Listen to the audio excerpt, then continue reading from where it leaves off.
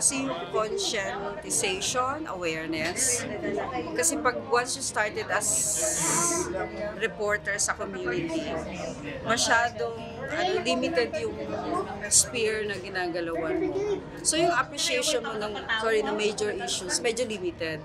But if you have partner with like National Union of Journalists of the Philippines, the Philippine Center for Investigative Journalism, and then you receive trainings, ang tendency kasi niyan, mas namumulat ka, na nakikita mo na ito pala yung realidad ng ating mga mamamahayag sa community. Before kasi, like for example, in Zamboanga City, akala ko okay lang tumanggap ng 50 to 150 pesos na bayad sa isang story. But with this kind of training, interaction, at saka may regular tayong follow-ups, na nakikita natin na, mali pala yun. Hindi pala makatao yung mga ganung pagpapasahod sa ating mga kasama sa industriya.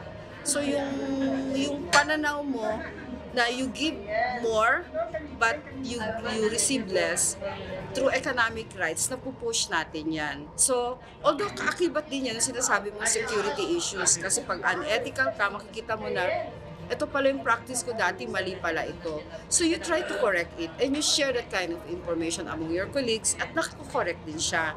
Although hindi natin masasabing perfect siya, pero at least we tend to link up with each other, balitaan kung ano nangyari, ano yung mga training ngayon. So right now we have this digital safety training, like mapping hostile situations in the community, and then syempre trying to overcome itong mga challenges on social media. So parati tayong nag-AI, so parati tayo nag-update.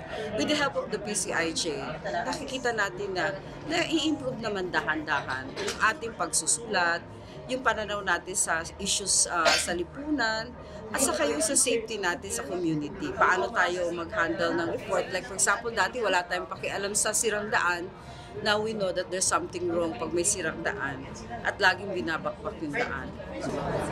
Maging masinop sa gathering of data, and then huwag tayong titigil sa paghanap ng kasagutan sa tanong na why.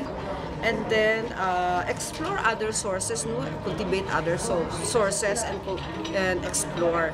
Hindi yung patatali lang tayo sa sa authorities as major sources of our story.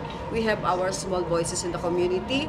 We have like ordinary people, farmers, drivers, fishermen, the women and children that really, build this beautiful story in the community.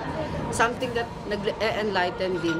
Hindi lang sa kanilang kondisyon, kundi din sa sitwasyon ng ating lugar na pinanggagalingan.